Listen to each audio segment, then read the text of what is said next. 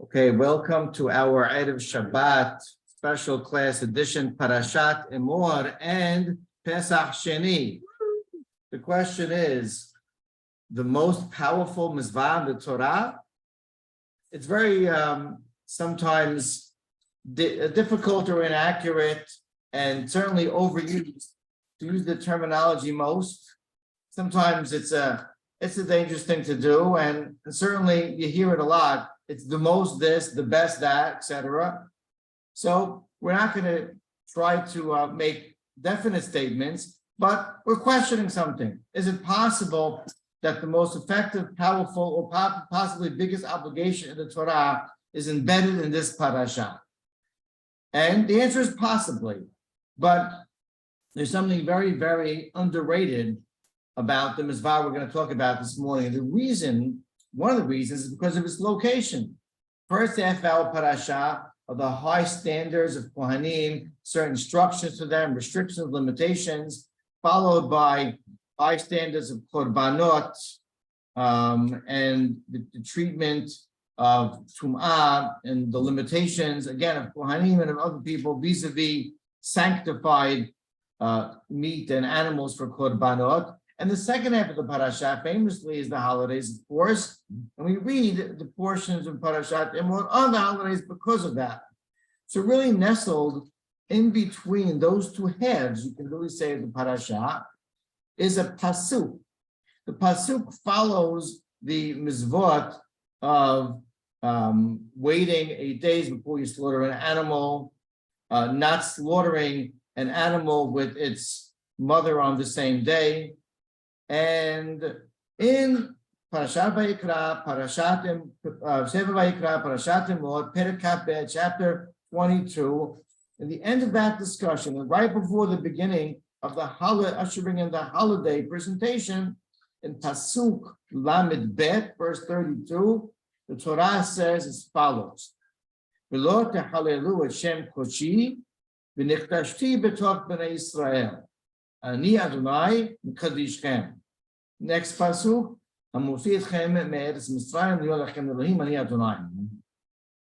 do not defile, do not desecrate, do not make mundane my sanctified name, says God.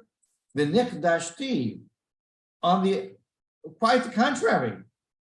Nikdashti, I should be sanctified amidst b'toch b'nei Israel.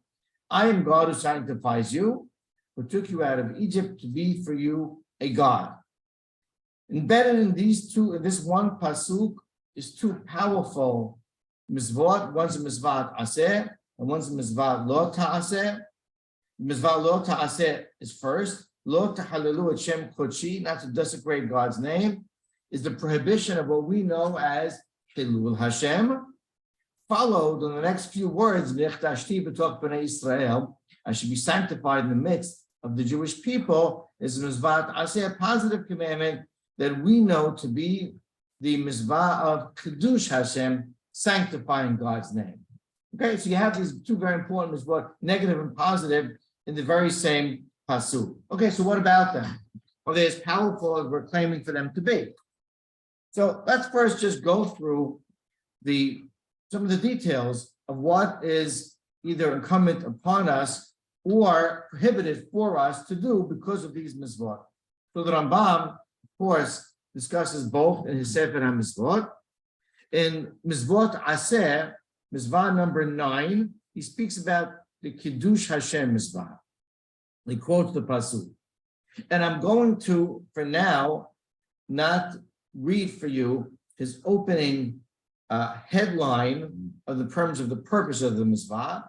He goes on to talk about it and say that we have to, when sticking up, so to speak, or representing the truth of God's existence, not be afraid of any detriment that might befall us in doing so, to such an extent that we have to be willing, really you can say as v'shalom, but in a most extreme situation, to submit even our lives, literally mesirut nefesh, even for death, if that's what it calls for, in order to be able to stand up for and therefore sanctify the name of God. And this is what he calls a Mizvah Kiddush Hashem. And we have to be willing, he says, if, especially in times of persecution, there is an enemy who is challenging us and perhaps coercing us to transgress and desecrate the name of God, for the love of HaKadosh Baruch Hu, our belief in his oneness, we have to be willing, if necessary, not to submit to the coercion of the oppressor, rather to sanctify the name of God in that very difficult challenge and be willing to give our own lives. He cites Hananiah, Mishael, and Azariah, the three martyrs in the time of Nebuchadnezzar HaRasha, the time of Daniel, who did give up their lives rather than submitting to idolatry and actually to a paganistic ritual of bowing down to the king himself, and they were, of course, spared miraculously. So that is Kiddush Hashem. What about the prohibition of Hilul Hashem? In the Mizvot Lo Ta'aseh, he listed a Mizvah number 63. This has a number of details, which he speaks about later in the book called Yisodei Torah. And but in generally speaking, he explains that there's three different categories of the prohibition of Hilul Hashem. Category one is the one that has a number of details and distinctions. And it's what we know to be in the halachic term, Yahareg Ba'al Ya'avor. In other words, there are certain averot that we have to be willing, if necessary, to give our lives up and be killed. That's what it calls for, Al Ya'avor, rather than transgressing. So we know that there is the big three averot: idolatry, adultery, and murder. So it depends really on the intent of the oppressor, of the enemy, if he wants to do it for his own benefit or purposely to make you transgress. It depends on the setting. Is it a time of persecution or more quote unquote normal times? It depends on the public nature of the act, were it to be in front of 10 Jews or not. So there are a number of variables that are factored in terms of, is our obligation to give our life up or not? But if it is, and we don't, then we've certainly desecrated the name of God. Well, that's one category. Another category is any Jew who transgresses on an averah, not for his own benefit, not for his gain or his physical desire, for his lust, for etc., but just to be rebellious. A belligerent Jew automatically is also transgressing on Hilul Hashem. And the third category is the higher standard that we hold for great righteous people and scholars. Gemara has a number of examples where Talmid Hakam, even though it's not a technical sin that he's committing, may be expected not to do certain activities because of his stature. It is a possible wrong reflection of the Torah, Hashem, and the Jewish nation. For example, the Gemara says, what would be an example of Hilul Hashem? So one of the Amoraim says, like me, if I go into the butcher and I walked out without paying because I said, put it on my tab. For that person's stature, Hilul Hashem. So there's three different categories of Hilul Hashem listed here by the Rambam. Okay, so that's the headlines of the technical discussion. However, if you dig into it more, we understand that, listen, if God's asking us to give up our lives, it must be for incredibly reasons of great magnitude, for incredibly important things. And therefore, if we look a little bit at more Lashon Harambam, we're going to see a very important concept, a profound concept that's behind this. Why would why should I give up my life? I thought, Bahem, as we read last week in Parashat Emor, the Torah is to live with and to be able to live through in this world. Should not be a reason for us dying. And now let's go back to the Rambam's terminology in the Mizvah Aser that I did not read before. And he says as follows: the Mizvah is Mekadesh et Shemor, sanctify his name, as it says, V'nechtashti b'toch b'nei Israel. And he says this Mizvah that we're obligated in is lefarsem ha'emunah hazot ha'amitit ba'olam, to publicize this true faith in God in the world. Now, we are already encroaching upon a philosophical concept that is perhaps alluding to the reason for our existence. And let me explain. There are different philosophical ways to frame why God created man, what our task is in this world, in Olam Hazeh, specifically the task and the expectations of the Jewish nation, Olam Hazeh. There's, again, not one single accurate approach. Rather, there's different ways to look at it, and there could be multiple descriptions that are accurate. But let's take one, general approach that's certainly the right way to frame this, and that is based on the end game, which is redemption, Mashiach, and how we want the world to look in the time of Geulah, and that is with recognition of God. And therefore, it can be said that mankind exists in order to recognize their creator, and of course, derive benefit from God and be rewarded for doing so, to recognize the truth in the world. And eventually we wait for a day and age where we, Am Yisrael, will model that, be the light to the world, and this faith of ours will resonate throughout all the other Gentile nations, and there will be worldwide universal recognition, what we call Yehud Hashem, recognition of God. Some say that that's part of a larger goal, which is fulfilling the will of Hashem, Rason Hashem. Okay, but it's one and the same. To recognize the singular creator of the world and all the other aspects and attributes of him. Fine. So says the Rambam, to take that a step further, there's an obligation, lefarsem. We have this faith of ours, Am Yisrael. It's embedded in our belief system. It's a tenet of Jewish faith.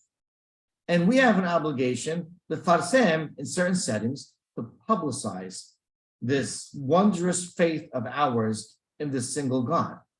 And the opportunities of Kiddush Hashem, you can say, are the opportunities to fulfill our objective of existence right here, Ba'olam Hazeh, on planet Earth. In a very philosophical way, Kiddush Hashem becomes, the fulfillment of it, the reason for our existence. And of course, conversely speaking, Chas v'shalom, the lack thereof, is the opposite, which is Hilul Hashem. And to look at it from a little bit of a different angle, Sefer HaChinuch adds to the mix by saying that, listen, it's known that man was created to serve his maker, very much like a slave would serve his master. And that means that he has to be willing, limsor gufo v'nafsho, to submit, if necessary, everything to your master, to the one that you owe everything to. And therefore, just like a slave might submit himself to his master, at least in a certain day and age, so we must be willing to submit ourselves as faithful servants to our king. Again, part and parcel of the concept of the purpose of our existence. So in this profound philosophical way, Am Yisrael, by fulfilling Kiddush Hashem, is really fulfilling the reason that HaKadosh Baruch Hu created us and what the expectations are of us, and Hilul Hashem would be the opposite. And now all of a sudden, this mizvah is taking its place in the higher order mizvot, you can say, right? Faith in God, love of God, and here it is, sanctification of God. However, it could be said that there aren't too many opportunities to fulfill this. And in fact, I might not want the opportunity to fulfill this. It's so extreme, and it happens in times of difficulty and persecution, and in the most precarious positions that a Jew can be in. Or is there a way, in a more average situation, for an individual to be able to fulfill this high order mitzvah? And the great Hasidic work, Netivot Shalom, speaks about and takes notice of something that I have not yet read for you. And that is, I mentioned, in the book called Yesodei Torah, the Rambam, the most philosophical of all his works in Sefer Mada, his great Mishneh Torah. In the 5th chapter, when he opens up the discussion of Kiddush Hashem, I'll read you one line. He says as follows. He says, Kol Bet Israel mesuvin al Kiddush Hashem Hagadol Hazeh. Kol Bet Israel. The entire nation, the entire family of Israel are obligated on sanctifying this great, awesome name. And he quotes the Pasuk from our Parashat that we're focusing on, V'nichtashti b'toch b'nei Israel. And said in the Tivot Shalom, isn't that curious? The Rambam, has he ever? And the answer is no, he's never opened up a mizvah by saying, Kol Bet Yisrael Mesuvin. Aren't we all, isn't that true for every mizvah?